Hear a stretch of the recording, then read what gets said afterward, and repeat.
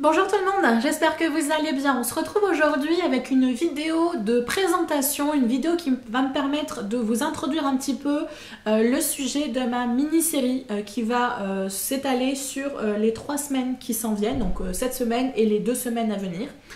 On va parler ensemble d'un sujet qui m'a accompagnée depuis pas mal de mois de manière intensive, à savoir le budget. Voilà.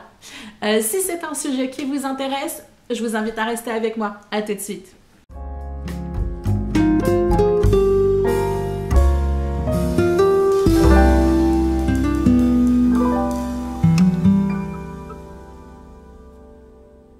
Avant d'entrer dans le vif du sujet, j'avais quelques petits disclaimers à mettre en place. Vous le savez, hein, Tata Céline, elle a souvent des disclaimers à mettre en place, des petits points d'attention.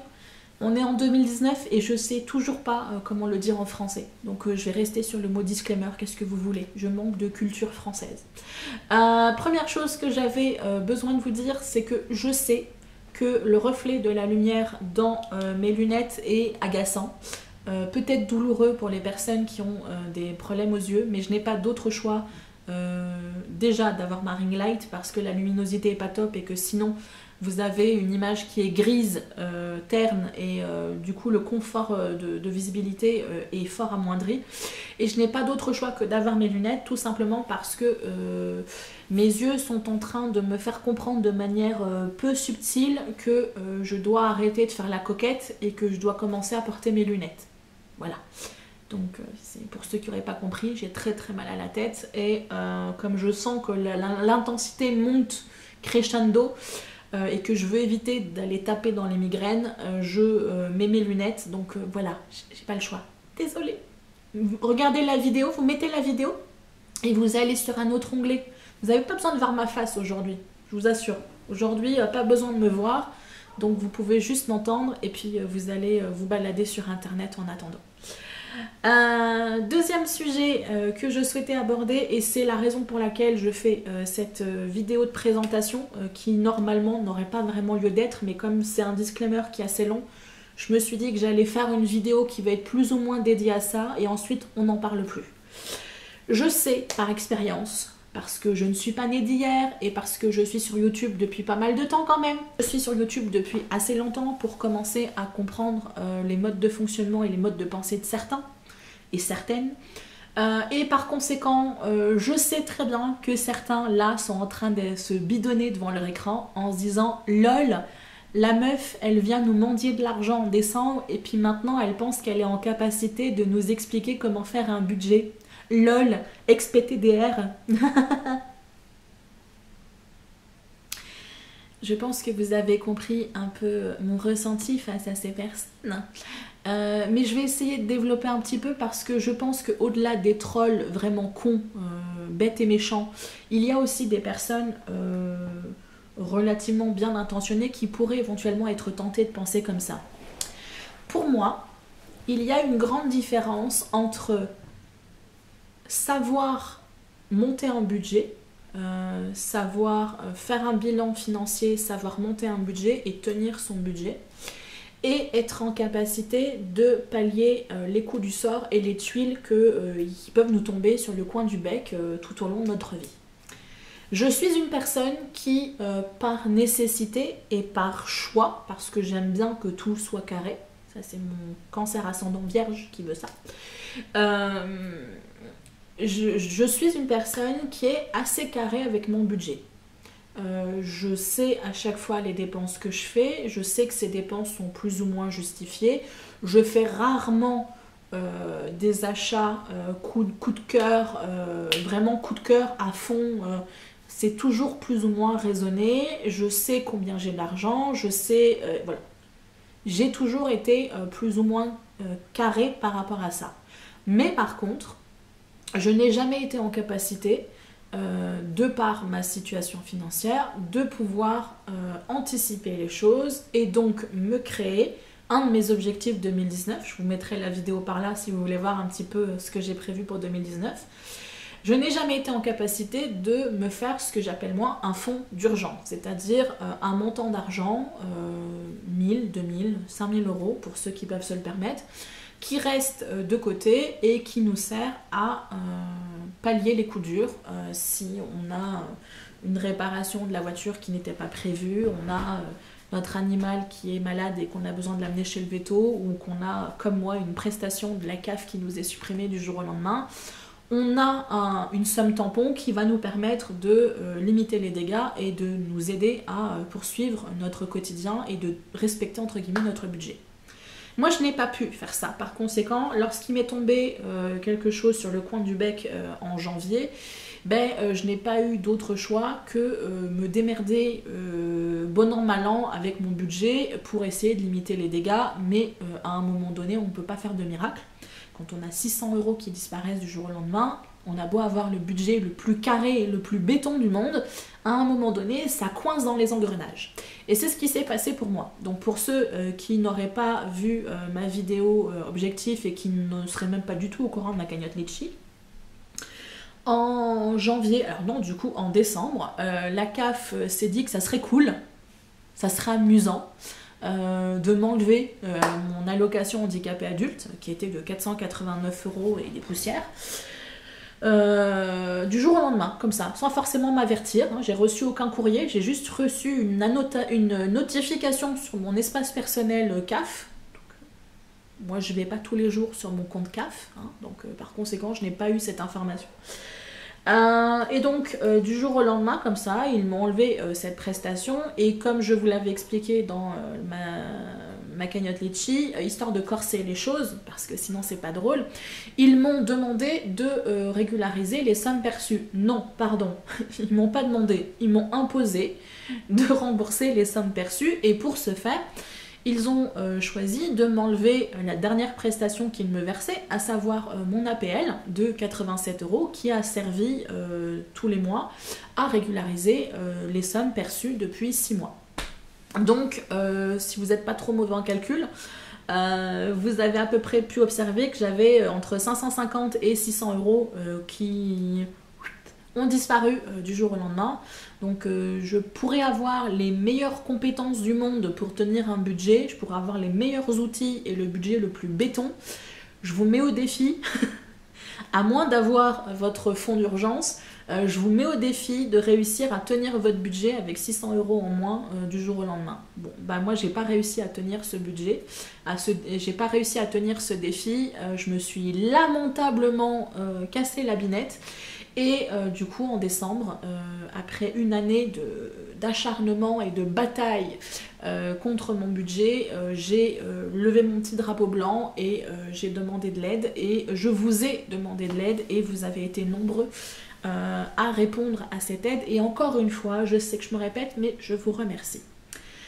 Là où je veux en venir, c'est que du coup, le vécu, l'expérience que j'ai pu vivre en 2018 n'invalide pas et ne discrédite pas les informations, les outils et la méthodologie que je vais vous proposer dans la vidéo de la semaine prochaine et dans la vidéo de la semaine d'après. Je trouve que c'était ultra méga important de le signaler. Parce que comme je l'ai dit dans ma vidéo objectif, j'ai reçu des messages suite à la création de ma cagnotte Litchi. Je savais que j'allais recevoir des messages. Étant youtubeuse, on a une vision des youtubeurs, à tort ou à raison. Il y a eu des dérapages de certains youtubeurs, mais on a une vision des youtubeurs, et donc le fait que moi je débarque et que je vous demande de l'argent, ça n'a pas plu à certains. Et j'ai eu des messages qui vont au-delà du simple commentaire négatif. Voilà, c'est pour ça que je ne les développe pas plus, mais si vous voulez, à un moment donné, là ça passe à un niveau quand même, un level assez élevé.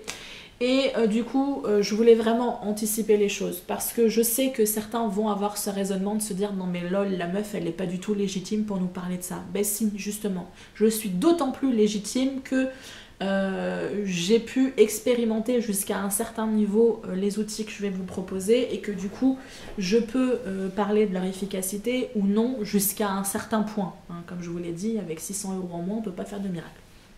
Donc ça c'était un disclaimer qui était ultra méga important pour moi. Ça fait 10 fois que je recommence ma vidéo en me disant allez je vais essayer de faire plus court mais j'y arrive vraiment pas. Donc je pense que je vais laisser ce segment là assez long et tant pis pour ceux qui trouvent que c'est du blabla inutile. Donc voilà, si toi là qui regarde là maintenant la vidéo et que tu fais partie de ces personnes qui pouvaient penser éventuellement comme ça et qui continuent à penser comme ça malgré ce que je viens de t'expliquer, bah, je t'invite à quitter la vidéo et à ne plus te présenter sur mes vidéos budget. Hein. Éventuellement, fais ce que tu as l'habitude de faire. Hein. Laisse ton petit pouce rouge, amuse-toi, fais-toi un petit kiff, comme ça tu vas te sentir plus léger pendant 10 minutes. Et puis, va voir d'autres vidéos. Va voir des vidéos de chatons tout mignons ou va peut-être faire une vidéo de méditation. Ça te permettra de voir la vie du bon côté. Voilà, peut-être. Est-ce que j'ai quelque chose d'autre à vous dire par rapport à ce deuxième disclaimer? Non, voilà. Un peu d'indulgence, faites-moi confiance. Pour ceux qui me connaissent, je pense que vous savez que la cagnotte que j'ai fait en décembre, je ne l'ai pas fait par gaieté de cœur, que j'ai été assez honnête avec vous en vous expliquant la situation et en vous mitonnant pas que c'était pour un projet YouTube, etc. Donc voilà, si vous m'avez fait confiance à ce moment-là, vous pouvez continuer à me faire confiance et prendre en compte les informations que je vous donnerai dans les 2 autres vidéos. Dernier disclaimer que je voulais vous apporter par rapport à cette série de vidéos, je ne suis pas conseiller financier, je ne suis pas travailleuse sociale, par conséquent, peut-être que les outils que je vais vous apporter ne suffiront pas pour vous aider dans la situation dans laquelle vous êtes. Et donc, je ne saurais trop vous conseiller d'éventuellement regarder mes vidéos, parce que peut-être qu'elles vous donneront des pistes. Au moins, la première vidéo vous permettra peut-être d'établir votre propre bilan financier. Mais par la suite, une fois le bilan, l'état des lieux fait, de vous rapprocher de professionnels compétents, si ça existe dans votre département, de faire le point avec eux et d'essayer de trouver les options que vous avez à votre disposition. Parce que peut-être que les outils que moi je vais vous proposer, qui sont sans prétention et très modestes, hein, c'est vraiment le B à bas que je vais vous proposer, ne suffiront peut-être pas pour vous aider à sortir la tête de l'eau et remonter petit à petit vers du mieux. Donc voilà, n'hésitez pas à aller voir des professionnels pour qui c'est le taf de vous aider et de trouver des solutions. Donc CCAS de votre ville, alors là c'est pour la France, après pour les autres, je sais pas, hein. Je sais pas trop quel organisme peut vous apporter des aides, mais n'hésitez pas à vous rapprocher de professionnels qui seront en mesure de vous aiguiller, de vous donner des informations par rapport à tout ça. Personnellement, quand moi je parle de budget, ce que j'englobe dans ce terme un peu générique, c'est 2 choses. Et ça sera l'objet de mes 2 vidéos qui vont venir. Les choses sont bien faites. Dans un premier temps, il va y avoir l'étape de je fais un bilan de ma situation, je récupère les bonnes informations dans mon relevé bancaire ou dans mes bulletins de salaire, etc. Je suis en capacité d'utiliser ces données pour construire un bilan, un état des lieux à un moment T, pour ensuite pouvoir être en capacité de prendre des décisions. Donc ma première vidéo de la semaine prochaine vous permettra de concrètement commencer à peaufiner, à faire un squelette de budget, à faire votre bilan de situation et voir quelles sont les possibilités éventuellement que vous avez à votre disposition. Et ensuite, le budget, le terme budget veut également dire être en capacité d'utiliser les informations que vous avez récupérées au début, parce que c'est bien beau de faire un bilan, mais si vous en faites rien, ça ne sert pas à grand chose.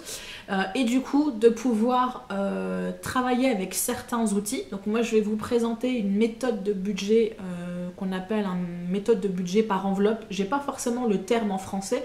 C'est une méthodologie qui est très souvent développée aux États-Unis. Donc du coup j'ai le terme en anglais mais en français il n'y a pas grand chose. Donc méthode de budget par enveloppe, c'est ce que j'ai trouvé qui correspond le mieux. Moi j'utilise ce système là et du coup je pense que ça peut être quelque chose qui peut être intéressant également pour vous. Donc c'est quelque chose que je vais développer dans ma deuxième vidéo.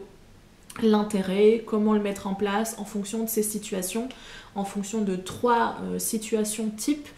Donc voilà, c'est en gros ce que vous allez retrouver dans ma série.